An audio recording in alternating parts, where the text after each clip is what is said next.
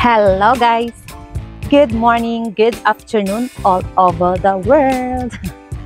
For today's video guys is magyayaw-yaw tayo. Yes, kasi nga on my own experience, meron lang akong i-share sa inyo guys. At nakikita nyo ang background natin ay nandito tayo sa ating munting tindahan. Yes guys, kasi kahapon guys is meron akong customer na na-encounter. Yes. Base ito sa aking experience, di ko din alam kung ano sa inyo mga kanegosyo, ka-super kasari, o mga kapendera ko dyan, o sinong nakaka-relate sa inyo. So,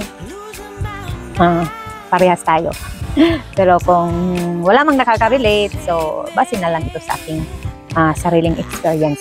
Kasi kahapon, pag-uusapan natin yung mga ugali ng customer natin dito sa ating tindahan, yung mga nakaka-GRRR na mga pag-uugali ng customer dito sa ating munting tindahan. Siyempre, hindi naman natin yan maiwasan, pero may time lang talaga na manggigigil tayo at magtitimpi tayo guys sa ating mga customer. Kasi nga kahapon, mayroong nagpunta sa akin dito sa aking sari-sari store na nag-complain siya dahil yung lowdown niya na 20 pesos is hindi daw pumasok nung nagpa-load siya sa akin.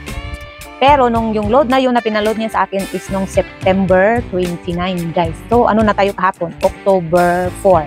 So 29, 30, 31 ba yung ano guys? 31 ba yung September or 30?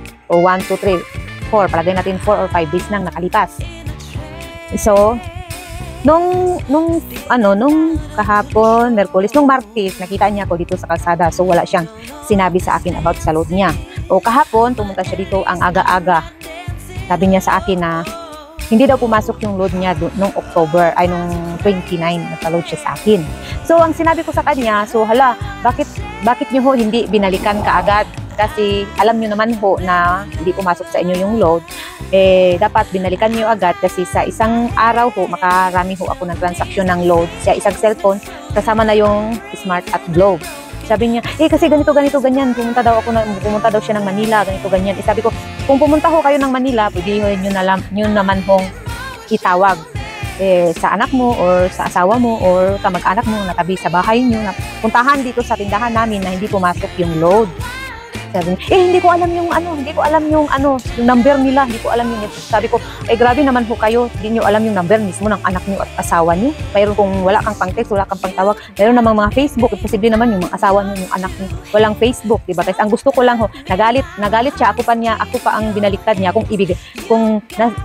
para daw kung ibalik ko daw o hindi ko daw ibalik yung pera niya o yung load niya. So ako naman guys, nag-explain lang din ako sa sarili ko as dito sa akin sarili na ganun sana kung nagpa-load siya, kung alam niyang hindi pumasok ang load. Kasi nga guys, nung nagpa-load siya that time, maraming tao dito sa harap ng tindahan ko. So binigay ko lang sa kanya yung cellphone, so siya na yung nag-type, tapos inabot niya sa akin, so pag abot niya sa akin, umalis siya agad.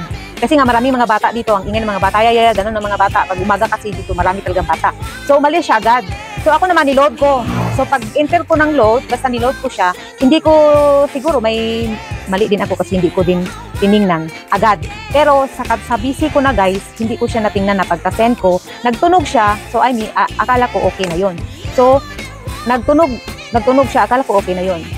Kasi nga nung na-time na pag-alis niya, tapos sinend ko lang, tapos nilapag ko lang yung cellphone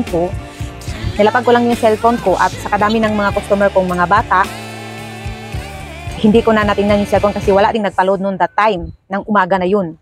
So dispatch sa mga bata. Alam naman nila at kahit sino dito sa aking tindahan na pag umaga talaga, marami talagang mga bata parang maya dito sa harapan ng aking tindahan guys. So basta tumunog, di ko din natingnan. Tapos nung may time na na nagpa-load, cancel ko lang siya. Tapos niloadan ko.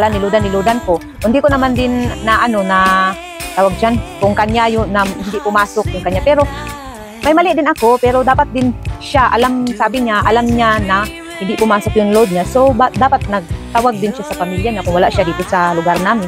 Tawag sana siya sa anak niya o pamilya niya. Kung may concern din siya guys sa load niya.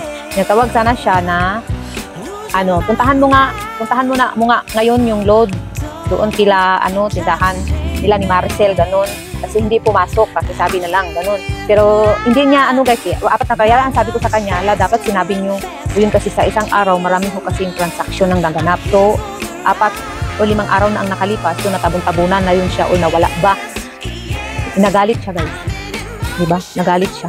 Kasi kung ibigay ko daw yung load o hindi, ibigay ko naman talaga yun siya guys, pero nag-explain lang ako sa right ko, hindi din siya nakinig sa akin, lumayas siya kaagad.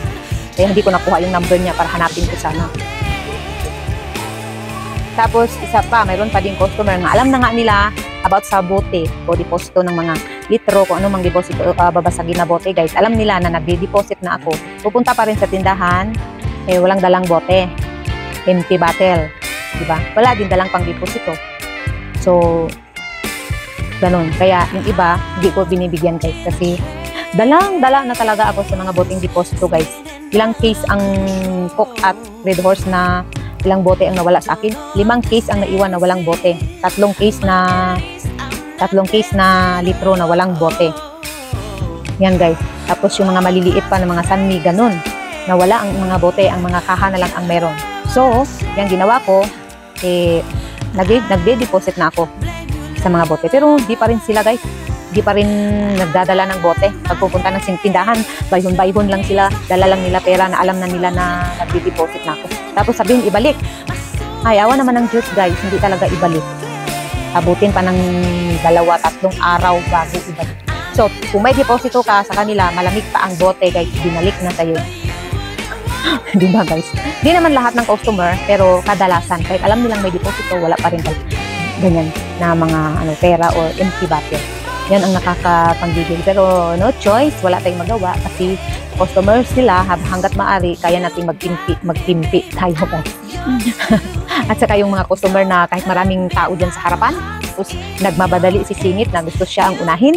So, dyan talaga din ako nanggigigil sa customer na guys. Alam na nga, maraming tao, maraming nauna sa kanya, sisingit pa siya.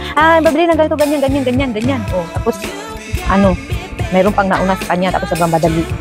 Gusto, ba guys, papapel o pa-importante. Yan guys. No, alam ko, sa aking mga kapwa ka-super kasari, maraming nakarelate niyan. Pero, siyempre, tayo mga sari-sari store, hanggat maaari, magtimpi tayo. Mayroon mang konting argument, pero okay lang yan siya guys. Hindi yan siya naiwasan sa ating sari-sari store. Kaya, hanggang dyan na lang guys ang aking yaw-yaw about sa mga ugali ng mga customers sa ating munting tindahan. Hope you enjoy sa aking pagyaw-yaw and God bless you all, and shout out sa aking mga supporters, silent subscribers, silent viewers, and organic viewers. Thank you very much for supporting Maricel Vlog. God bless you all. Bye-bye.